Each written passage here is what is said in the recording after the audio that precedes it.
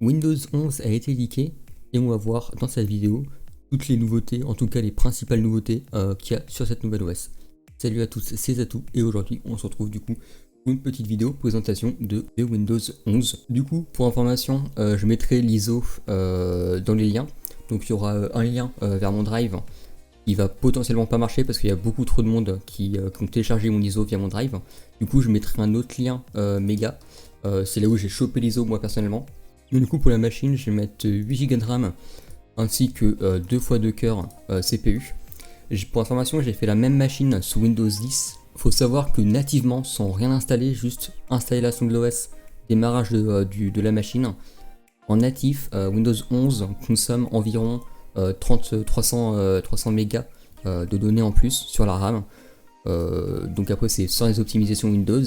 Et de ce que j'ai vu, Windows 11 a l'air très stable, en tout cas cette ISO est stable.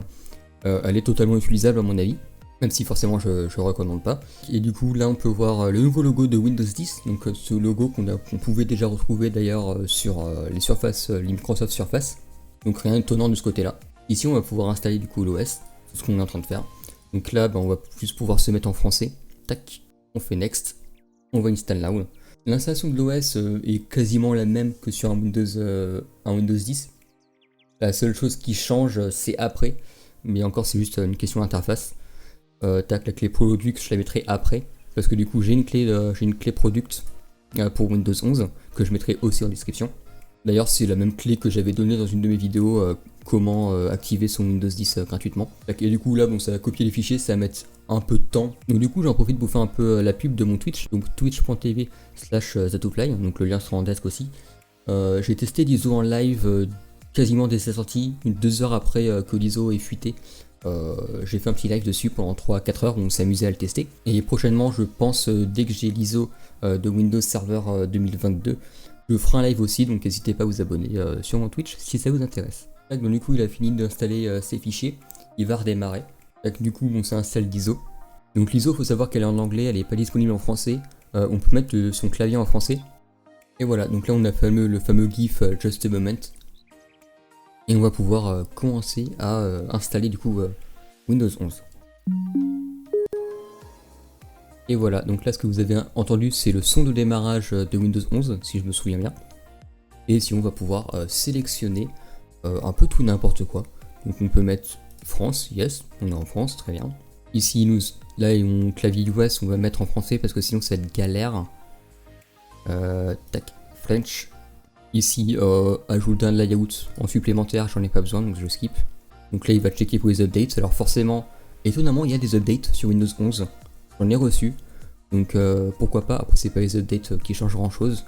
Et du coup là on peut setup pour un personal use ou pour school work. Donc ça c'est pour l'ajouter dans un AD. Et du coup bon, moi je vais mettre mon email perso ainsi que mon mot de passe.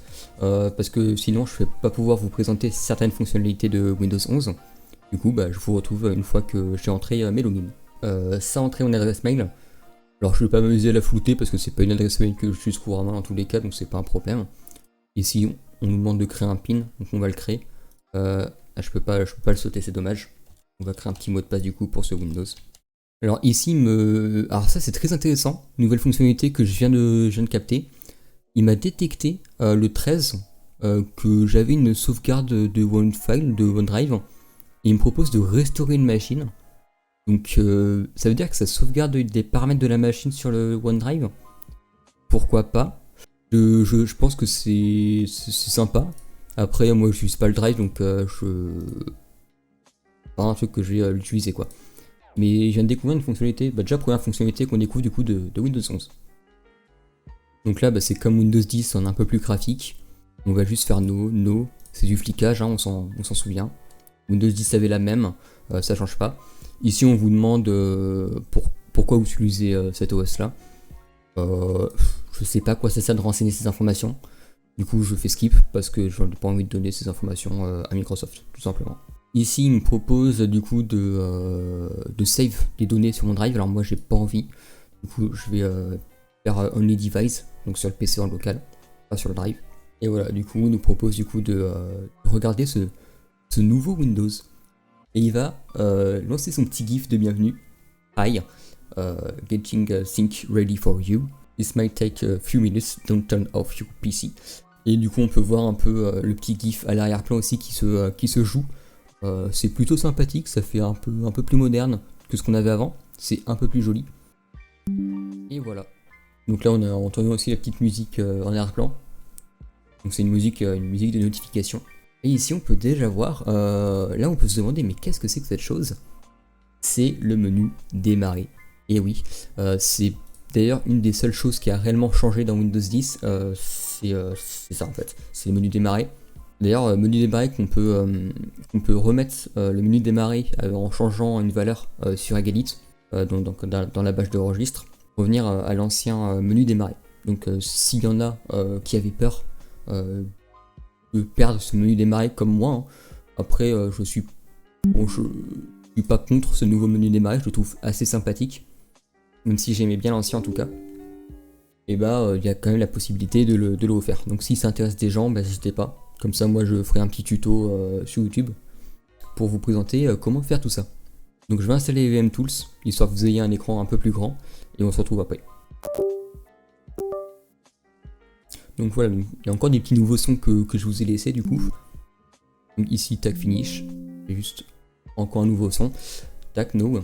Et du coup nous voilà sur Windows 11. Donc qu'est-ce qu'on peut voir déjà niveau apparence? C'est que du coup tous les bords ont été arrondis, enfin pratiquement tous, parce que comme on peut le voir par exemple ici ça n'a pas été fait. Je doute qu'ils le feront, mais par exemple ce que je trouve bizarre c'est quand on fait clic droit par exemple sur mon device là, ça met en arrondi. Du coup ça fait carré arrondi, c'est pas très beau je trouve. Donc je sais pas si ça sera définitif ou pas, sachant que c'est une ISO qui n'est pas définitive, c'est un leak, c'est un premier jet du Windows. Donc on n'est jamais à l'abri de nouvelles features ou des features qui sera retirées, on ne sait pas. Du coup, aussi on a du flat design, donc le flat design c'est un design qui est très flat. Je suis pas designer donc je vais pas pouvoir vous expliquer ça en détail. Mais du coup ça se voit juste à ces trois logos qui sont pas des applications mais vraiment des logos comme on avait ici avant. Donc Cortana, Multitask, ceci qui est très intéressant et on va en parler un peu plus tard. Et du coup aussi l'explorateur de fichiers qui est le même que Sun Valley pour ceux qui suivent l'actu, avec les nouvelles icônes, avec plus d'espacement entre les fichiers. Je trouve ça vraiment plus lisible, vraiment plus propre. Donc c'est toujours sympa d'avoir ça, avec les petits bords arrondis et tout, je trouve ça vraiment très classe. Donc du coup, la première chose qu'on peut voir, c'est la barre des tâches. Donc la barre des tâches qui est par défaut centrée, comme à l'instar d'un macOS ou à l'instar d'un GNOME par exemple. Donc c'est très sympathique, les animations sont vraiment très belles je trouve. Il y a quand même eu un bon travail là-dessus, c'est pas foutu à l'arrache. Là, on peut voir que l'application se referme et tout. C'est sympathique, ça existait déjà en soi, mais il y a eu quand même un petit effort fait dessus, on peut pas le négliger. On va en parler du coup de ce fameux icône. Donc c'est le widget qui s'appelle. Et en fait, qu'est-ce que c'est? Et bien c'est le fameux petit panneau qu'on a là, le petit widget qu'on avait là sur la 21H1 de Windows 10. Sauf que là, il y a carrément un panneau entier dédié à ça. Alors, mon avis concrètement là-dessus, c'est que le panneau, il est génial, c'est génial d'avoir proposé ça, je trouve ça super bien. Le problème, c'est que c'est pas utilisable, parce qu'on peut pas personnaliser ce qu'il y a dedans, en tout cas pas à l'heure actuelle. Par exemple, pouvoir mettre un site internet dans ce widget-là, pouvoir mettre des flux RSS, pouvoir mettre 6 widgets à soi, hein, les mêmes widgets qu'on pouvait avoir sous Windows 10 avec le panneau, avec le menu démarrer. Ça pourrait être vraiment top, je serais vraiment très fan de ça. Mais pour le moment c'est pas le cas, donc à voir ce qu'ils vont faire avec ça.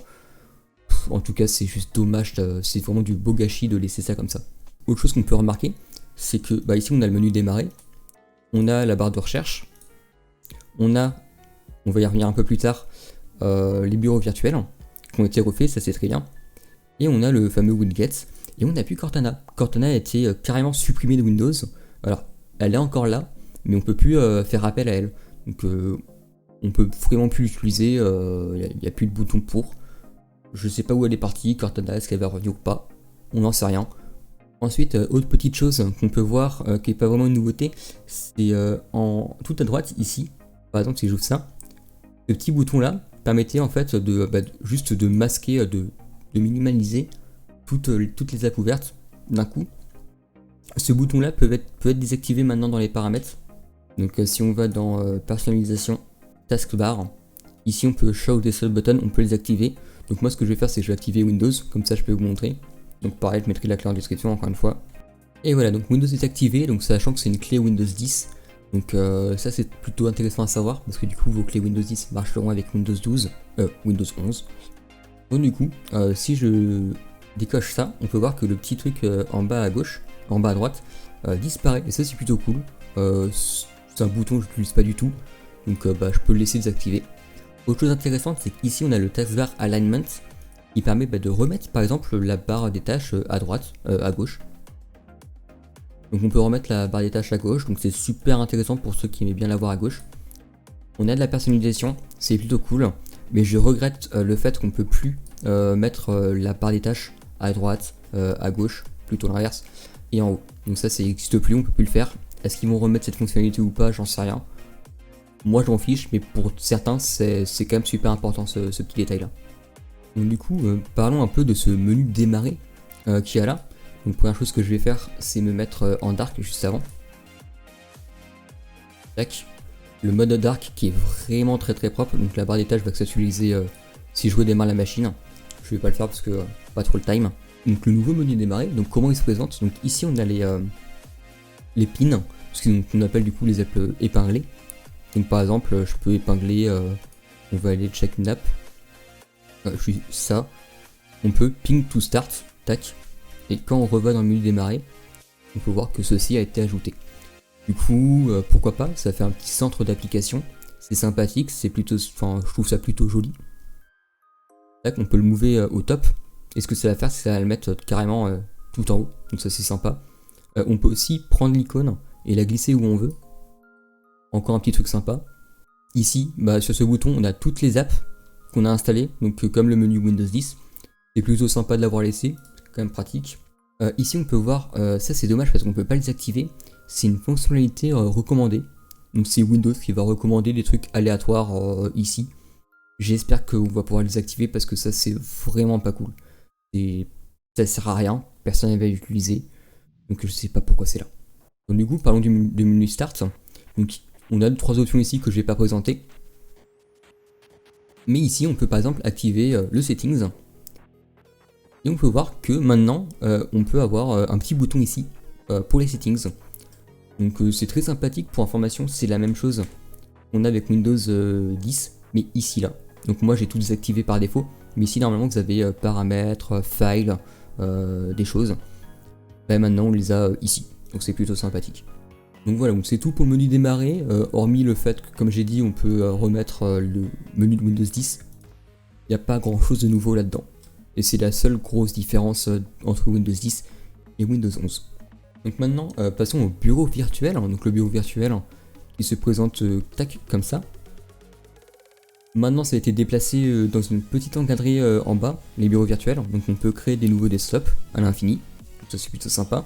On peut toujours les renommer. Par exemple, je vais appeler un Discord, pourquoi pas. Et ce qui est super pratique qu'on ne pouvait pas faire avant, c'est qu'on peut prendre le bureau virtuel et le bouger comme ça. Et ça c'est super. Autre chose qu'on peut faire, c'est que du coup, on peut aller dedans. Donc on peut bouger dedans avec le contrôle Windows flèche. Ça n'a pas changé. Mais ce qui a changé, et ça je trouve ça super intéressant de l'avoir mis, c'est qu'on peut faire un clic droit dessus. Et on peut faire Choose Background. Donc là, ça va me ramener dans les settings. Et je vais prendre ce background là. Et si je move, tac, comme ça, ça sera pas le même background. Donc ça met un peu du temps à s'update, c'est pas encore très opti. Et du coup on peut avoir un background différent pour chaque bureau virtuel. Donc pourquoi pas, c'est intéressant, c'est une petite fonctionnalité en plus. Et donc en fait c'est à peu près tout pour les grosses lignes de Windows 11, j'ai pas grand chose à ajouter. Maintenant on va passer à toutes les petites fonctionnalités en plus qu'ils ont ajoutées. Faut savoir que je vais pas citer tout ce qui a été ajouté dans Windows 11 parce qu'il y a quand même pas mal de choses que j'ai pas encore découvertes forcément. Mais du coup, première chose intéressante qu'on peut regarder, c'est déjà le terminal. Donc on a le terminal maintenant, Windows Terminal, donc le nouveau terminal de Windows préinstallé. On a quand même l'ancien, l'ancien CMD, il est encore existant dans Windows 11. Et ce qui est intéressant, c'est qu'on peut utiliser Winget. Donc il y a le logiciel de paquet Winget qui est préinstallé. Et ça, je trouve ça vraiment super.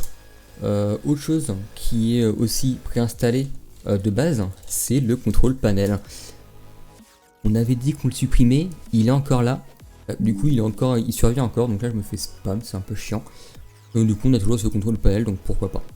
Aussi, autre petite nouveauté, quand on fait Windows avec le point virgule, on a du coup maintenant le même paramètre qu'on avait avant sur Windows 10, donc avec les petites émotes et tout. Ils ont été un peu plus triés je crois, et encore je suis pas sûr. Je sais même pas s'il y a de nouveaux icônes, nouveaux emotes. Mais ce qui est sûr, c'est que maintenant, il y a des gifs de ténor dessus. Donc on peut, il y a carrément un gestionnaire de gifs dans Windows. Et ça, je trouve ça juste super. C'est une très très bonne idée d'y avoir pensé. Rien à dire. Aussi, autre petit changement qui va peut-être en impacter certains, même si je pense qu'on sera très peu, c'est Internet Explorer. Donc il est plus du tout. Il a été éradiqué de Windows 11 et c'est pas pour me déplaire parce que ça servait absolument à rien. Ensuite, autre chose, aux petites nouveautés qu'on a dans les paramètres encore une fois, et on va dans les apps. Ici, on peut voir un nouveau bouton. Et ce bouton, en fait, ça permet, si on clique sur ce profil-là, ça veut dire qu'en gros, mon Windows passe en mode Windows 10X, pour ceux qui connaissent l'OS. En gros, le principe, c'est qu'on peut télécharger des applications que et uniquement via le Microsoft Store. Et tout ce qui est .msi, tout ce qui est .exe, ça ne passe plus. Donc aucun intérêt d'avoir mis ceci dans Windows 11. Ça a vraiment aucun intérêt parce que le Microsoft Store c'est vraiment nul. Donc on va laisser sur Anywhere par défaut. Et du coup, dernière petite nouveauté dans la catégorie autre que j'ai vu, c'est ceci. Donc quand on passe la souris sur le bouton minimalisé, et ben maintenant on peut gestionner un peu ces pages. Donc par exemple si j'ai envie de la mettre dans le coin en haut à droite, tac, là bien se ranger toute seule. Donc ça revient au même de prendre la fenêtre, de la glisser comme ça, tac. C'est juste une petite interface en plus. Je trouve ça sympa. C'est intéressant d'avoir ajouté. Je pense pas que je l'utiliserai beaucoup, mais c'est quand même super intéressant. Et voilà, donc du coup en fait c'est tout ce qu'il y a dans Windows 11. Il n'y a pas grand chose en plus. Donc si vous voulez voir des tutos sur Windows 11 prochainement, n'hésitez pas à vous follow à ma chaîne YouTube. Comme ça vous serez tenu à l'actu des petites astuces que je vais pouvoir vous donner du coup au fur et à mesure du temps. Et aussi n'hésitez pas à dire ce que vous pensez de cette Windows 11, en tout cas ce premier jet en commentaire.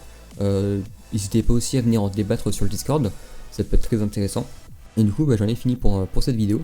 Du coup je vous dis à la prochaine pour une prochaine vidéo. Allez, ciao.